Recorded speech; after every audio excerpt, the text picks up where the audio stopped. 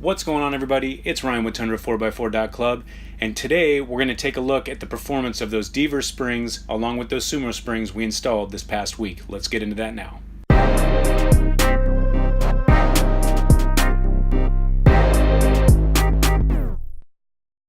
If this is your first time here, I'd like to say welcome. Don't forget to hit that subscribe button down below, hit the bell icon so you know every single time we do a video. So we're back out here at Superstition Mountain, and I wanted to be able to get you guys a good bird's eye view of the Deaver mini pack along with those Sumo springs. So first, as always, let's take a look at the Tundra in its stock setup with that overload spring. This is the same trail that we will show side by side with the new system installed, but this gives you a really good look on how the articulation was before the Deaver and Sumo springs were installed.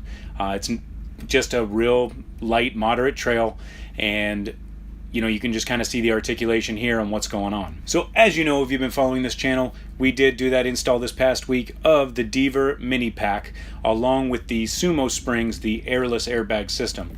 So we went back to that same trail, and I wanted to show you from the same point of view what it looks like after the install. So let's take a look at that now.